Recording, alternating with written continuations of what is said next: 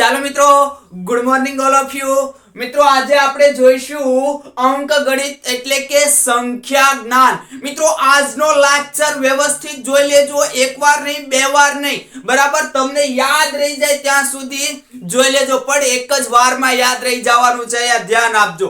આ લેક્ચર તમારા માટે ખૂબ એટલે ખૂબ મહત્વપૂર્ણ રહેશે. મિત્રો એકવાર વિડિયોની લિંક તમારા મિત્રોને પણ શેર કરી દો, લાઈક કરો, અને જો તમને યોગ્ય લાગે, તમને મજા આવે તો કોમેન્ટ એક કરી દેજો. ચાલો આપણે જોઈએ સંખ્યા જ્ઞાન, જેની અંદર મિત્રો આપણે જે બે કોષ્ટક આપ્યા છે એ બે કોષ્ટક ખાસ અગત્યના છે, પાકા કરી નાખજો. શું છે જુઓ તો કે સંખ્યા અને કુલ સંખ્યા. તો એક અંકની તમને સંખ્યા પૂછે તો એક અંકની સંખ્યા ક્યાં આવશે? 1 થી 9 ની વચ્ચે, એટલે કે 1 થી 9, 1 અને 9 ગણી લેવાની. 1 અને 9 એ સંખ્યા 1 થી 9 સંખ્યા કેવી છે? તો કે એ બધી સંખ્યા એક અંકની છે, બરાબર? આવી સંખ્યા ટોટલ ગણો તો કેટલી થશે? 9 થશે. 1 થી 9 એટલે કેટલી થઈ? 9 થઈ. પછી બે અંકની સંખ્યા તમને પૂછે તો બે અંકની સંખ્યા કઈ આવશે? તો 9 ની અંદર 1 પ્લસ કરો તો 10 થઈ ગઈ. તો જો આના બે અંક 1 અને 0 બે થઈ ગયા, એટલે શું આવશે?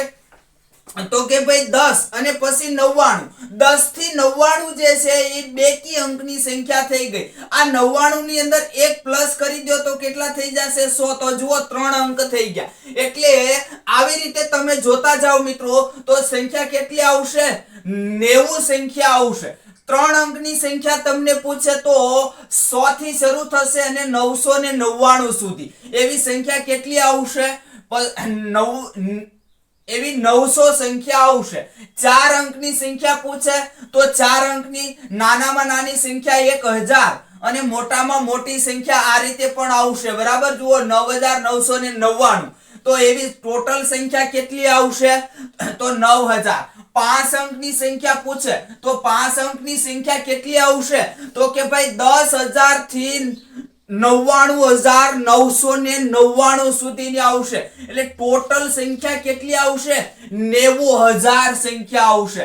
તમને 6 અંકની પૂછે તો કેટલી આવશે? 1 લાખ આવશે, બરાબર? અને એ ક્યાંથી 1 લાખ, એટલે ટૂંકમાં 1 લાખ થી શરૂ થશે અને 9,99,999 સુધી, એટલે કે 9 લાખ સંખ્યાઓ એવી છે કે જે કેટલા અંકની હોય? 6 અંકની સંખ્યા હોય. આમ મિત્રો તમને આમાંથી કોઈ પણ પ્રશ્ન પૂછે તમે ઈઝીથી લઈ શકશો, આ જો તમને યાદ હશે તો.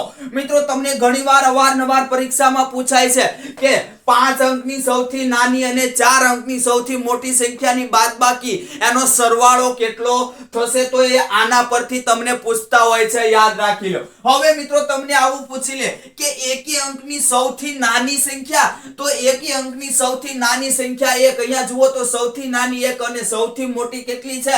તો સૌથી મોટી 9. 9 ની અંદર 1 પ્લસ કરી દો, 1 પ્લસ તો 10 થઈ જશે. 1 પ્લસ કરી દો 10 થઈ જશે. એટલે જુઓ 2 અંકની થઈ ગઈ. 10 એટલે 2 અંકની થઈ ગઈ, એટલે કે બેકી અંકની આ સંખ્યા થઈ ગઈ.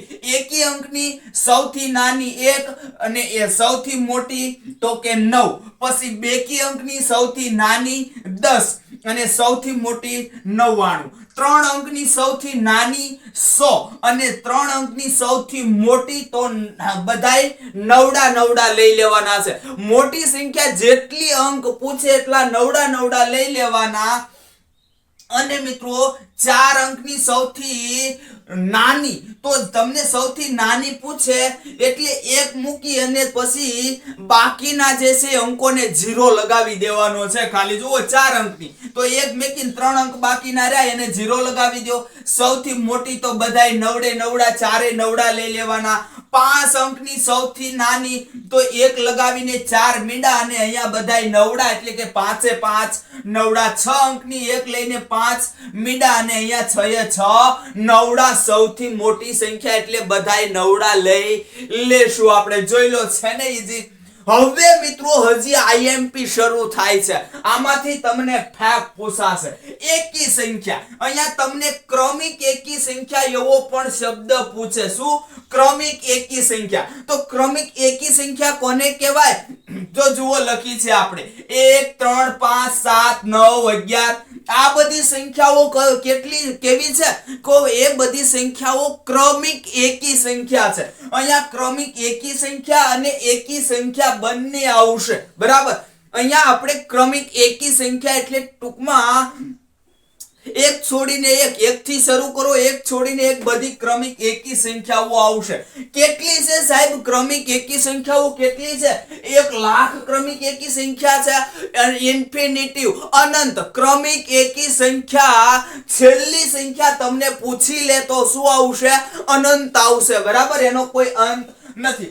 એના જેમ બેકી સંખ્યા, તો બેકી ક્રમિક બેકી સંખ્યા કઈ આવશે? 2 4 6 8 10 પછી 12 14 16 18. આ બધી સંખ્યા કેવી છે? તો ક્રમિક બેકી સંખ્યા છે. ક્રમિક બેકી સંખ્યા સાહેબ કેટલી છે? 2-3 લાખ છે? નહીં. ક્રમિક બેકી સંખ્યા પણ કેટલી છે? ઇન્ફિનિટિવ એટલે કે અનંત સુધી ચાલ્યા કરશે. એનો કોઈ અંત નથી. હવે મિત્રો જુઓ સ્થાન કિંમત. આ ખાસ અગત્યનું છે. સ્થાન કિંમત અને મૂળ કિંમત તમને આવડવી જરૂરી છે. સ્થાન કિંમત એટલે શું? કે જે અંક છે, જે સ્થાને છે. બરાબર. એ સ્થાન, જે અંક જે છે એનું કેટલામું સ્થાન છે એને સ્થાન કિંમત કહેવાય. હમણાં આગળ તમને શીખવી દઉં છું. અહીંયા પણ શીખવી દઉં છું. અહીંયા માનો કે આમ તો અહીંયા તો 9 બધે 9 છે. અહીંયા લઈ લો. ચાલો અહીંયા માનો કે આ 9000 છે. 9000 માં તમને એમ કીધું કે આ 9 ની સ્થાન કિંમત. તો એનું સ્થાન આપણે કેમ નક્કી કરતા હતા? એકમ, દશક, સો, હજાર. આ 9000 છે એ કેમ નક્કી કરતા હતા? એકમ, દશક, સો, હજાર એમ આપણે નક્કી કરતા હતા. તો આ 9 ની સ્થાન કિંમત ક્યાં આવી?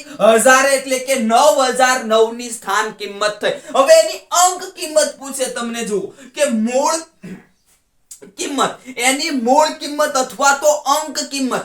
અંક કિંમત એટલે અંકની કઈ કિંમત છે ભાઈ? તમે આમ લખતા જાઓ 1 2 3 4 5 6 7.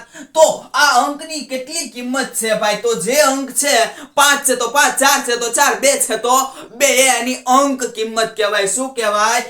એની અંક કિંમત કહેવાય. અને અંક કિંમત હંમેશા 0 થી 9 આવશે. 10 ક્યારેય નો આવે. અંક કિંમત 10 ક્યારેય નો આવે. ક્યારેય 10 નો આવે. અંક કિંમત શું આવશે? 0 થી 9 સુધીની જ અંક કિંમત આવશે. પછી મિત્રો જુઓ અવિભાજ્ય સંખ્યા કોને કહેવાય ભાઈ? કે જે કોઈ સંખ્યાને કોઈ બીજી સંખ્યા એટલે કે કોઈ એક અને સંખ્યા પોતે સિવાયની કોઈ સંખ્યા વડે ભાગી ના શકાય એને કહેવાય અવિભાજ્ય સંખ્યા. અથવા તો જે કોઈ સંખ્યાના અવયવ માત્ર 2 જ હોય, એક સંખ્યા પોતે અને એક, એને કહેવાય અવિભાજ્ય સંખ્યા. મિત્રો 7 છે 7, એને ભાગો તો પોઈન્ટ નહીં લાવવાના હો, નહીતર તો આવી જાય. પોઈન્ટ લાવવાના નહીં અને ભાગી બતાવો તો ભગાશે નહીં. તો એના અવયવ માત્ર 7 અને 1 જ થશે. એટલે કે આ અવિભાજ્ય સંખ્યા છે. વિભાજ્ય સંખ્યા કોને કહેવાય? વિભાજ્ય સંખ્યા તો કે ભાઈ જે સંખ્યા છે એને એ સંખ્યા અને એક સિવાય કોઈ સંખ્યા વડે ભાગી શકાય એને કહેવાય વિભાજ્ય સંખ્યા. અથવા તો બીજું કે ભાઈ જે સંખ્યા પોતે અને એક કરતા વધારે કોઈ એનો અવયવ હોય તો એને કહેવાય વિભાજ્ય સંખ્યા. માનો કે 4 સંખ્યા તમને આપું છું તો 4 ના જો અવયવ 1 પડશે, 2 પડશે અને 4 પડશે. એટલે કે આ 4 જે છે એના અવયવ 1 2 અને 4 થયા. 2 કરતા વધારે થયા, 1 અને સંખ્યા કરતા પણ બીજી કોઈ આવી ગઈ સંખ્યા જુઓ 2. એટલે કે આ સંખ્યા કેવી છે? વિભાજ્ય સંખ્યા છે. પછી અવયવી, આમાં મિત્રો તમે ખાસ અટવાવશો. અવયવી અને અવયવ એમાં તમને ખ્યાલ હોવો જોઈએ. અવયવ એટલે શું? તો કે અવયવ એટલે મોટામાં મોટી જે કાંઈ સંખ્યા આપેલી છે એ સંખ્યા જે છે એના ગુણાંકની સંખ્યા આવશે. એટલે કે માનો કે આ 4 છે તો એના અવયવ આ રીતે થયા, બરાબર? 1 2 અને 4 જે સંખ્યા છે એના કરતા મોટો અવયવ ક્યારેય હોઈ શકે નહીં. મોસ્ટ આઈએમપી છે. અવયવ જે છે એ સંખ્યા જે છે એની કરતા મોટો ક્યારેય હોઈ શકે નહીં. માનો કે હું તમને એમ કહું કે 120 ના અવયવ પાડો તો તમે 140 240 લઈ આવ્યા તો એનો અવયવ નથી, બરાબર? સંખ્યા કરતા મોટો એનો અવયવ ક્યારેય હોઈ શકે નહીં. મોસ્ટ આઈએમપી છે. હવે મિત્રો અવયવી એટલે હું તમને કહું કે ભાઈ 2 ની અવયવી નીચેમાંથી કઈ છે, બરાબર? તો 2 ની અવયવી પહેલા 2 પોતે આવશે એટલે કે એને 1 વડે ગુણ્યા, પછી એને 2 વડે ગુણો તો 4 6 8 આ બધી અવયવી. તો અવયવી સાહેબ ક્યાં સુધી ચાલ્યા કરે? 2 3 4 10 અંક સુધી નહીં, અવયવી અનંત સુધી હોય. કોઈ પણ સંખ્યાની અવયવી અનંત સુધી ચાલ્યા કરે. આ યાદ રાખજો મિત્રો, ખૂબ એટલે ખૂબ અગત્યનું છે. આ ભૂલતા નહીં. એકવાર બે વાર લેક્ચર જોજો પણ આ ભૂલતા નહીં. પછી પ્રાકૃતિક સંખ્યા. પ્રાકૃતિક સંખ્યા એટલે કેવી?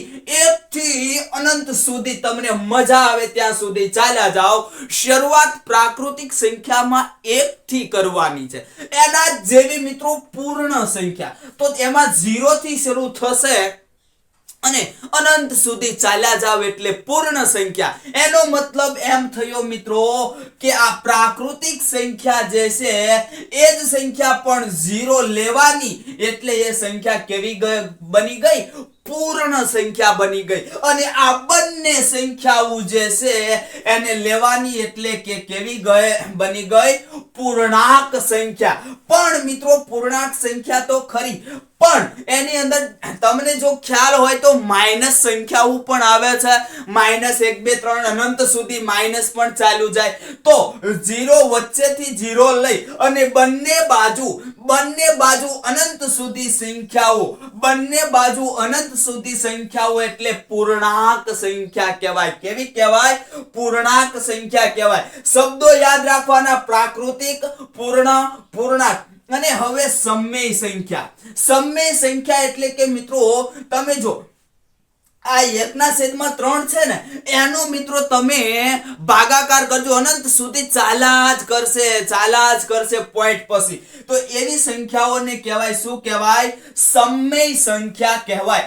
અસમમેય સંખ્યા √3 પાઈ આવી બધી સંખ્યાઓ છે અને અસમમેય સંખ્યા કહેવાય. અને આ બંને સંખ્યાઓને ભેગી કરો એટલે વાસ્તવિક સંખ્યા બની જશે. કઈ બની જશે? વાસ્તવિક સંખ્યા બની જશે. મિત્રો જે કોઈ વિદ્યાર્થી મિત્રો ઊંચા લેવલની તૈયારી કરતા હોય, ક્લાસ 1-2 ની તૈયારી કરતા હોય, એને આ ઉપયોગી છે. ખાસ એ લોકોને આ પૂછાવા લાયક છે. કાલ્પનિક સંખ્યાઓ i બરાબર આપણે લઈએ છીએ -√1 અને પછી આવી સંખ્યા ab બરાબર અને સિગ્મા r. સિગ્મા લખવાના ઘણા બધા પ્રકાર છે. તો આવું કંઈક આપણે મિત્રો જ્યારે ગણિત ભણ્યા ત્યારે આપણે ભણેલા છીએ. ક્રમિક અવિભાજ્ય સંખ્યાઓ. ક્રમિક અવિભાજ્ય સંખ્યાઓ મિત્રો તમને જો ખ્યાલ હોય તો અવિભાજ્ય સંખ્યાઓ કઈ આવશે ખબર છે? એકી સંખ્યા જે છે, એકી સંખ્યા. આ એકી સંખ્યા જે છે એ જ અવિભાજ્ય સંખ્યા આવશે. બેકી સંખ્યા ક્યારેય અવિભાજ્ય ન હોય. નોટ કરી લેજો, બેકી સંખ્યા ક્યારેય અવિભાજ્ય સંખ્યા ન હોય. એકી જે સંખ્યા છે એ જ અવિભાજ્ય હોય. પણ બધી એકી સંખ્યા અવિભાજ્ય હોય ક્યારેય ન હોય. તમે જુઓ મિત્રો તો 9 21 27 આ બધી કેવી છે? તો આ એકી સંખ્યા છે, એમ છતાં એ વિભાજ્ય સંખ્યા છે. એટલે એવું એવું નક્કી નથી કે બધી એકી સંખ્યા અવિભાજ્ય હોય, પણ એક પાકું છે કે જે અવિભાજ્ય હોય ને એકી સંખ્યા જ હોય, બેકી ક્યારે હોય નહીં. નોટ કરી લેજો. બરાબર. જુઓ તો 2 3 5 2 તો સાહેબ એ તો બેકી સંખ્યા છે. હા, અપવાદ છે. અપવાદ છે એકમાત્ર બેકી અવિભાજ્ય સંખ્યા. પરીક્ષામાં પૂછાઈ જશે એકમાત્ર બેકી અવિભાજ્ય સંખ્યા કઈ છે? 2. એકમાત્ર બેકી અવિભાજ્ય. અને સૌથી પહેલી અવિભાજ્ય સંખ્યા પૂછે તોય 2 જ આવશે. બરાબર. પછી જુઓ 3 5 7 11. પછી અહીંયા વચ્ચે 9 કેમ નો લખ્યા? એ વિભાજ્ય થઈ ગઈ. પછી 13 17 19. બરાબર. પછી અહીંયા શું 21 આવશે? નહીં. અહીંયા સીધા શું આવશે? તો 21 નહીં આવે 23 આવશે. બરાબર. 21 નહીં આવે 23 આવશે. આ રીતે મિત્રો અવિભાજ્ય સંખ્યા છે. મિત્રો આ મોસ્ટ આઈએમપી છે, ખાસ યાદ રાખી લેજો. આગળ જોઈએ મિત્રો. હવે તમને જો આવા ફેક્ટ પ્રશ્નો પૂછાઈ જાય છે ઘણીવાર, પ્રથમ વિભાજ્ય સંખ્યા અથવા અહીંયા તમને સૌપ્રથમ પણ આપે, સૌપ્રથમ અથવા સૌથી પહેલી, આવું પણ આપે તો યાદ રાખજો. શું આપે? સૌપ્રથમ વિભાજ્ય સંખ્યા, સૌથી પહેલી વિભાજ્ય સંખ્યા, એવું પણ અહીંયા તમને શબ્દો આપી શકે. તો સૌપ્રથમ વિભાજ્ય સંખ્યા કઈ આવે ભાઈ? તો લ્યો 0 1 2 3 4. બરાબર.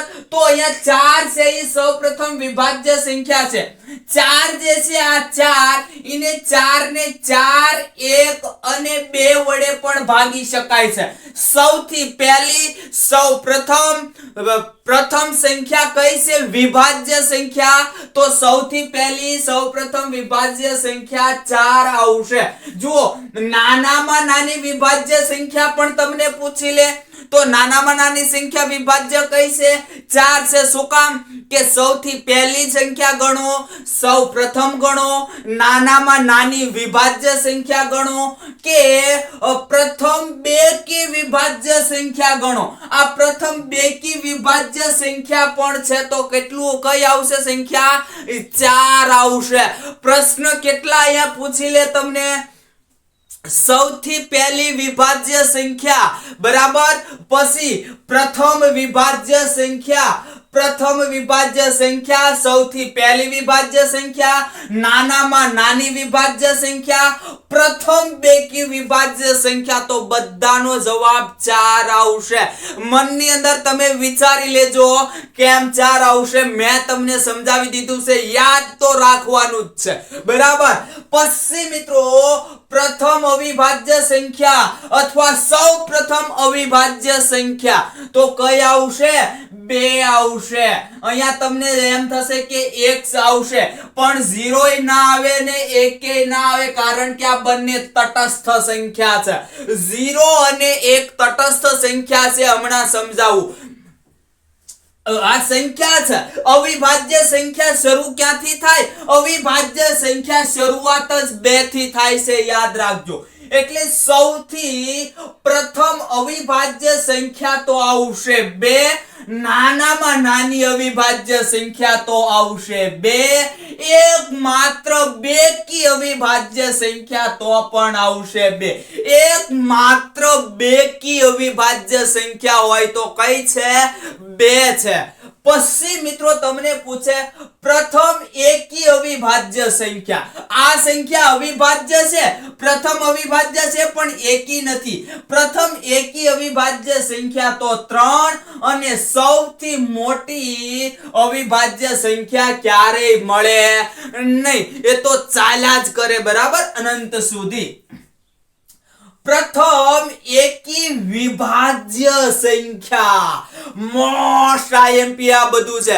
પ્રથમ એકી વિભાજ્ય સંખ્યા કે એકી પણ હોય એને ભાગી પણ શકાય અને એવી પ્રથમ સંખ્યા હોય તો કઈ છે 9 આવશે અને આ બધી એકી છે પણ બધી વિભાજ્ય સંખ્યા છે જુઓ 9 21 27 39 51 57 આમ અનંત સુધી ચાલ્યા કરશે સૌથી મોટી એકી વિભાજ્ય સંખ્યા ક્યારેય મળે નહીં અનંત સુધી ચાલ્યા કરશે પછી મોટામાં મોટી બેકી વિભાજ્ય સંખ્યા સૌથી મોટામાં 2 4 6 8 10 આમ ચાલ્યા કરો અનંત સુધી જાઓ પણ સૌથી મોટી બેકી કે વિભાજ્ય સંખ્યા બેકી વિભાજ્ય કે બેકી એકી વિભાજ્ય સંખ્યા એકેય મળે નહીં આગળ છેલ્લી વિભાજ્ય સંખ્યા આમ નામ ચાલ્યા જાવ 1 કરોડ વિભાજ્ય સંખ્યા 10 કરોડ નહીં ક્યારેય વિભાજ્ય સંખ્યા છેલ્લી આપણને મળવા પાત્ર નથી કેમ કે મારે લેવી છે 10 છે ઈ છેલ્લી વિભાજ્ય સંખ્યા છે પણ 10 ને મીંડું લગાવવું તો આ વિભાજ્ય સંખ્યા થઈ ગઈ પછી 100 તો એને મીંડું લગાવવું 1000 થઈ ગયા આમ તમે મીંડા લગાવ્યા જાવ 1 2 3 લગાવ્યા જાવ તો આવી રીતે અનંત સુધી ચાલે એટલે કે ક્યારેય આપણને છેલ્લી વિભાજ્ય સંખ્યા ના મળે ક્યારેય છેલ્લી અવિભાજ્ય સંખ્યા ના મળે ક્યારેય છેલ્લી પૂર્ણાંક સંખ્યા ના મળે પૂર્ણ સંખ્યા ના મળે બરાબર આ યાદ રાખજો હવે મિત્રો તટસ્થ સંખ્યા અહીંયા મેં કીધું તમને 0 અને 1 તટસ્થ સંખ્યા છે તો 0 જે છે એ સરવાળા માટે તટસ્થ સંખ્યા છે અને 1 જે છે એ ગુણાકાર માટે તટસ્થ સંખ્યા છે કેમ સાહેબ સમજાવો જો કોઈ પણ સંખ્યાનો ગુણાકાર કરવાથી જવાબ સંખ્યા પોતે જ રહે તેને ગુણાકાર માટે તટસ્થ સંખ્યા કહેવાય અને કોઈ પણ સંખ્યાનો સરવાળો કરવાથી જવાબ સંખ્યા પોતે જ રહે તેને સરવાળા માટે તટસ્થ સંખ્યા કહેવાય એમ ના સમજાયું કઈ વાંધો નહીં મારે અહીંયા એક સાથે ગુણાકાર કરવો છે 220 નો 220 ગુણ્યા 1 કરું જવાબ શું આવ્યો 220 પછી મારે ગુણાકાર કરવો છે 1 લાખ નો 1 લાખ ગુણ્યા 1 કરું જવાબ શું આવશે 1 લાખ જ આવશે આમ મિત્રો જે સંખ્યા જે છે એટલે કે કોઈ પણ તમને મજા આવે એ સંખ્યા લઈ લો અને એ સંખ્યા જે છે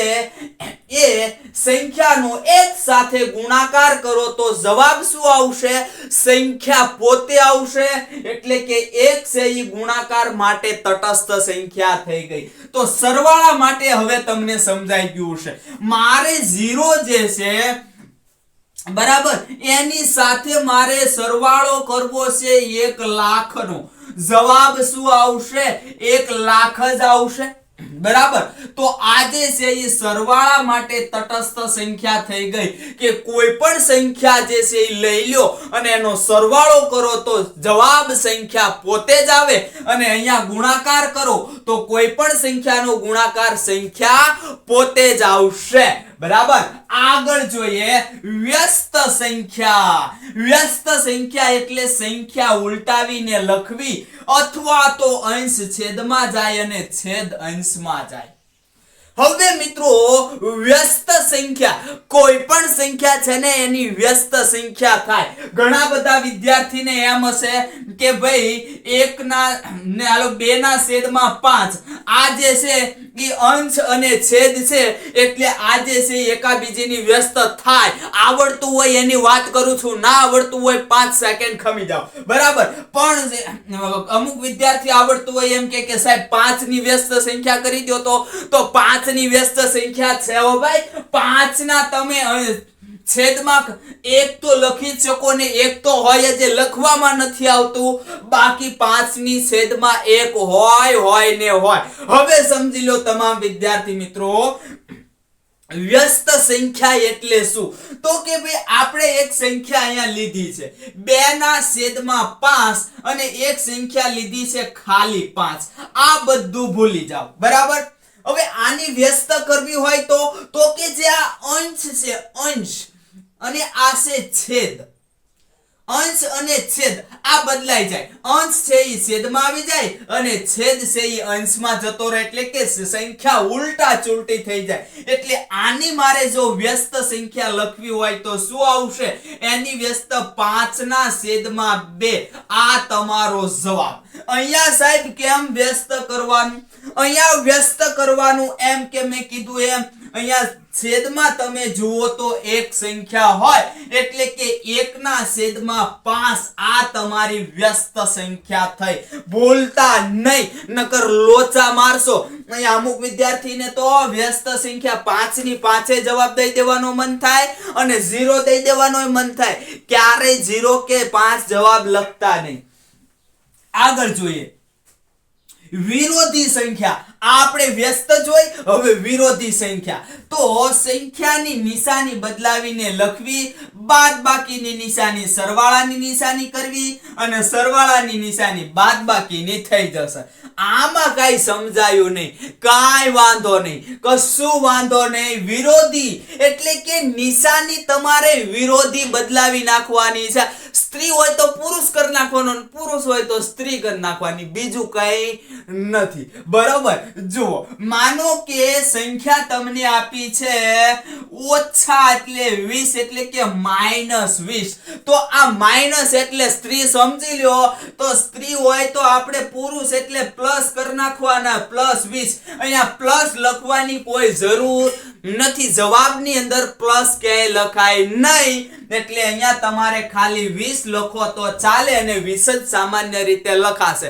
આ થઈ વિરોધી. બરાબર. પછી તમને પ્લસ આપ્યું હોય કે ભાઈ ચલો ખાલી 20. અમુકને તો એમ થાય ખાલી 20 એની કેમ કરવી, તો એ પ્લસ જ ગણાય. બરાબર. ખાલી 20 એની વિરોધી તો -20 લખી દેવાની. આ મિત્રો અવારનવાર પૂછાય છે, અવારનવાર પૂછાય છે.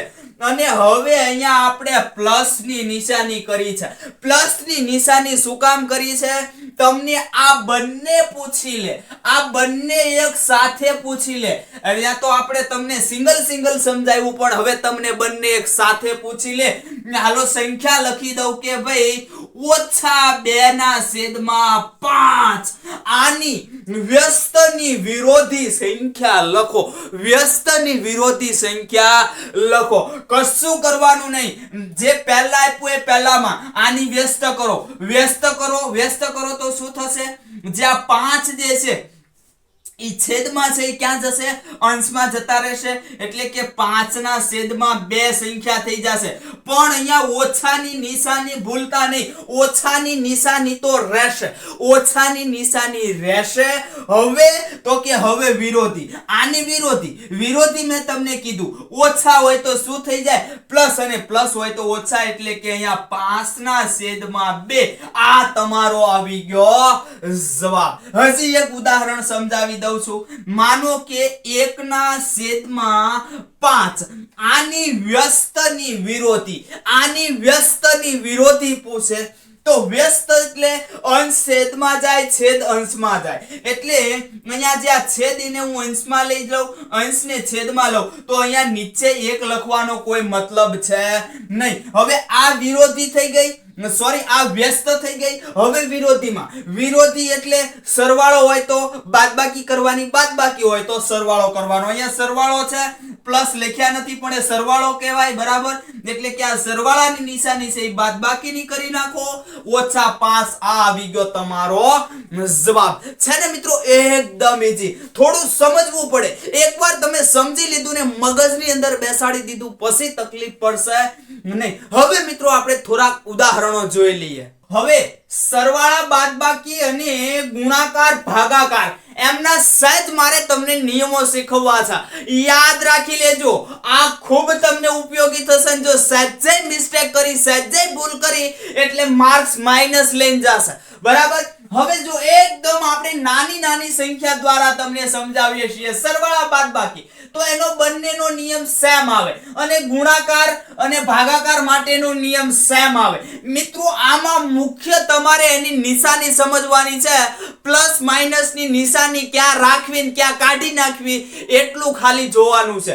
તમે સમજ્યા છો તમે જ્યારે 7મા 8મા 9મા 10મામાં ભણતા હતા ત્યારે આવું કંઈક હતું સરખી નિશાનીએ સરવાળો આવું કંઈક આપણે ભણ્યા હતા બરાબર એનો મતલબ એમ થયો મિત્રો કે સરખી નિશાની એટલે ઓછા અને આ ઓછા તો આ નિશાની સરખી થઈ તો જે અંકો આપ્યા હોય એનું શું કરવાનું માનો કે 3 અને 2 આપ્યા તો આનું શું કરવાનું સરવાળો કરવાનો સરવાળો આવ્યો 5 આ 5 તમારો જવાબ આવી ગયો નહીં એની નિશાનીનું શું એની નિશાની મોટા અંકની હંમેશા નિશાની આવશે શું આવશે મોટા અંકની હંમેશા નિશાની આવશે અહીંયા મોટો અંક કયો છે 3 તો આ માઈનસ ની નિશાની આવશે તમને મિત્રો અહીંયા આપ્યા હોય કે 8 - 2 આનો સરવાળો જો કરવાનો હોય બરાબર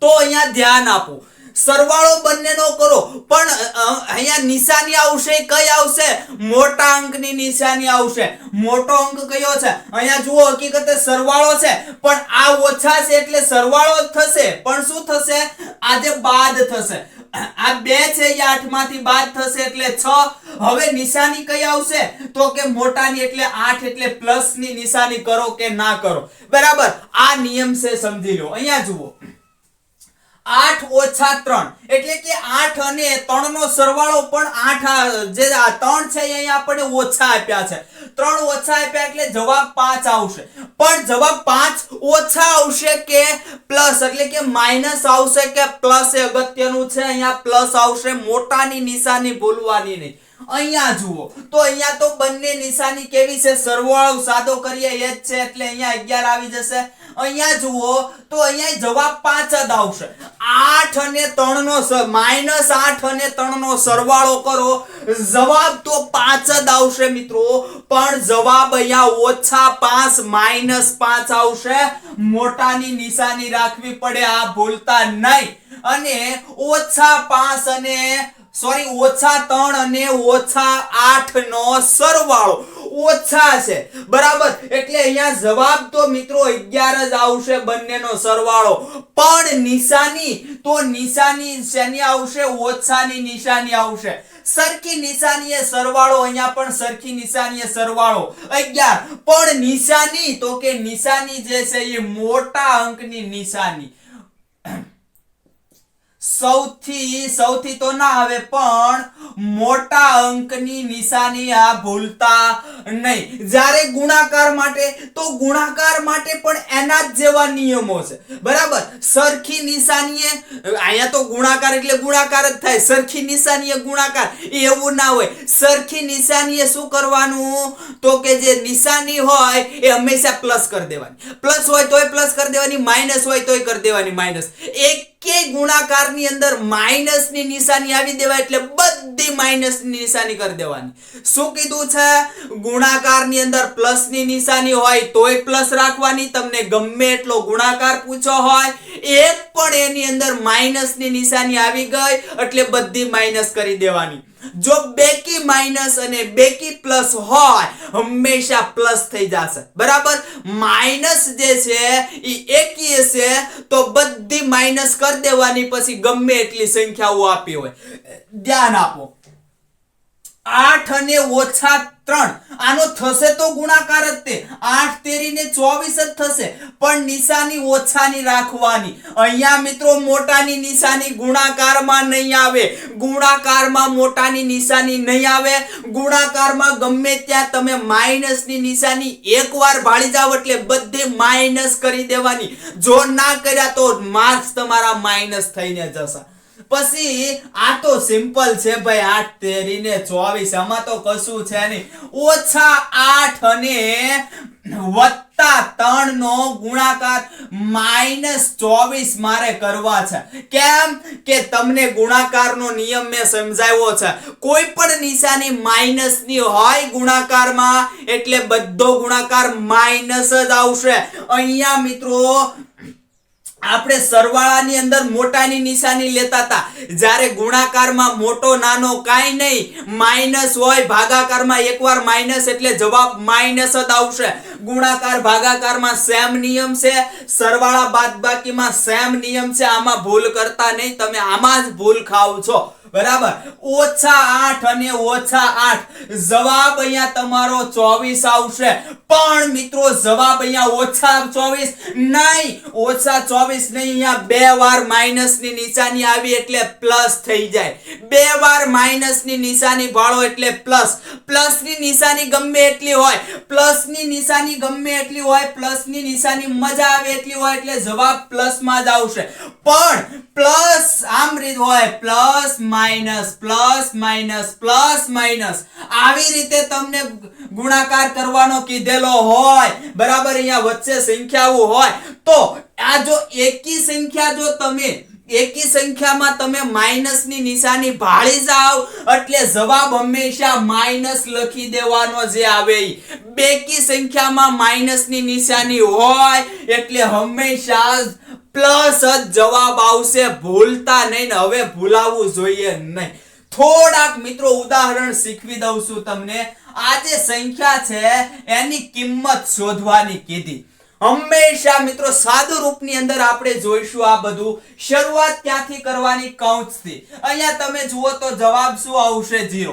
111 ઓછા 111 એટલે જવાબ 0. હવે આ 0 ને તમારે માઇનસ કરવા જવાનું, એટલે આ 0 ને કોઈ દી માઇનસ ન કરવાનો હોય, આ પણ શીખી લેજો. 0 ને કોઈ દી માઇનસ ન હોય, 0 ની કોઈ કિંમત નથી એટલે 0 કોઈ દી માઇનસ ન હોય. 0 ને ખાલી 0 જ લખવાનો હોય. બરાબર.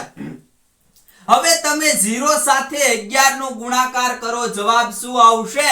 0 જ આવશે. હવે જુઓ, સૌથી મોટી 3 અંકની સંખ્યા અને સૌથી નાની 2 અંકની સંખ્યાનો ગુણાકાર, ભાગાકાર, સરવાળો ને બાદબાકી શોધો. બધું એક સાથે પૂછી લીધું સાહેબ. પહેલા તમને એ ખબર હોવી જોઈએ, સૌથી મોટી 3 અંકની સંખ્યા, સૌથી મોટી 3 અંકની સંખ્યા યાદ આવવું જોઈએ. બધા નવડા નવડા લખી નાખો, અહીંયા નવડા નવડા બધા લખી નાખો એટલે આ સૌથી મોટી 3 અંકની સંખ્યા થઈ ગઈ. બરાબર. પછી સૌથી નાની 2 અંકની સંખ્યા, સૌથી નાની 2 અંકની સંખ્યા યાદ આવવું જોઈએ. કઈ આવશે? 10 આવશે સૌથી નાની 2 અંકની સંખ્યા. હવે મિત્રો જુઓ તો પ્રથમ ગુણાકાર કીધો. આનો ગુણાકાર કરવા જવાય મારા ભાઈ. ગુણાકાર શું આવશે? તો ગુણાકાર આનો 9 9 9 અને એક મીંડું લગાવી દેવાય, બીજું કાંઈ ન કરાય આને. પછી ભાગાકાર, એમ નામ જવાબ આવવો જોઈએ. ભાગાકાર એટલે અહીંયા પોઈન્ટ લગાડી દેવાય, એટલે કે ભાગાકાર તમને પૂછો તો 99.9 કરી દેવાના. પછી સરવાળો, આમાં શું સરવાળો કરવો? બરાબર, આનો સરવાળો કરી દો. અહીંયા 9 0 1 અહીંયા આવશે એટલે કે 1009 આનો શું આવશે? સરવાળો આવશે. બાદબાકી આની, હવે જો અહીંયા બાદબાકી, આની બાદબાકી કરવાની કીધી, ખાલી 989 કરી નાખો, બાદબાકી આવી ગઈ. બાદબાકી 9 9 10 ઓછા કરી નાખો, 9 8 9 લ્યો, આ આવી ગયો તમારો જવાબ. આવી રીતે મિત્રો દાખલા પૂછાય છે. આપણને સૌથી નાની સૌથી મોટી આવી બધી સંખ્યાઓ યાદ હોય તો દાખલો ખોટો પડે નહીં. 4 અંકની સૌથી મોટી અને 3 અંકની સૌથી મોટી સંખ્યાની બાદબાકીને સરવાળો શોધવાનો કીધો. 4 અંકની સૌથી મોટી સંખ્યા એટલે કે બધાય નવડા, ચારે વાર નવડા લખી દેવાના. 3 અંકની સૌથી મોટી, એ તો આપણે અહીંયા હમણાં જ જોયું. આ છે આપણી 3 અંકની સૌથી મોટી સંખ્યા. તો આની બાદબાકી, પહેલા બાદબાકી આપણે એટલે આ નવડા જે છે, આ નવડા 3 નવડા આપણે કાઢી દો એટલે જવાબ તમારો આવી ગયો. લ્યો, આ બાદબાકી થઈ ગઈ. હવે આનો સરવાળો, બરાબર, આ એનો આપણે સરવાળો કરીએ. 9 દુ 18 આઠડો વધી 1, 9 દુ 18 ને 1 1900 નવડો વધી 1, 9 દુ 18 ને 1 1900 નવડો વધી 1 અને અહીંયા 10 એટલે કે 10,998 સરવાળો તમારો આવશે. આગળ જોઈએ 5 અંકની સૌથી મોટી અને 4 અંકની સૌથી નાની સંખ્યાનો સરવાળો ને બાદબાકી શોધો. 5 અંકની સૌથી મોટી સંખ્યા બધાય નવડા લખી દેવાના. આપણે તમને શીખવું છે સૌથી નાની પણ કઈ? 4 અંકની સૌથી નાની. 4 અંકની સૌથી નાની એકડો લખવાનો 1 અને પછી અને ઈ પછીના એટલે કે ઈ એક જે સંખ્યા તમને 4 કીધી તો એક એકડો લખવાનો અને બાકીની સંખ્યાના મીંડા લખી દેવાના. આપણે હમણાં શીખવું. તો આ સંખ્યા સૌથી નાની 4 અંકની થઈ ગઈ. આમાંથી એક ઓછો કરશો ને એટલે બધા નવડા આવી જાય. તો આ 3 અંકની થઈ ગઈ. બરાબર. એટલે 4 અંકની સૌથી નાનામાં નાની સંખ્યા કઈ આવે? 1000. હવે આનો સરવાળો જુઓ, કરી દો હાથે. હવે આમાં તો મારે શું કહેવું? હવે આની બાદબાકી પણ તમે હાથે જ કરી દો. હવે મારે આમાં કાંઈ શીખવવાનું છે નહીં. તો આની અંદર મિત્રો આપણે હોમવર્ક આપવું નથી આમાં. હવે મિત્રો આગલા લેક્ચરની અંદર આપણે જ્યારે સાદું રૂપ જોઈશું ત્યારે આના દાખલાઓ આપણે અઢળક ગણીશું. તો અહીં સુધી રાખીએ છીએ મિત્રો. અહીંયા તમારું સંખ્યા જ્ઞાન અંક ગણિતનું ચેપ્ટર ફર્સ્ટ ક્લાસ રીતે પૂર્ણ થાય છે. આગલા લેક્ચરની અંદર મળશું. હવે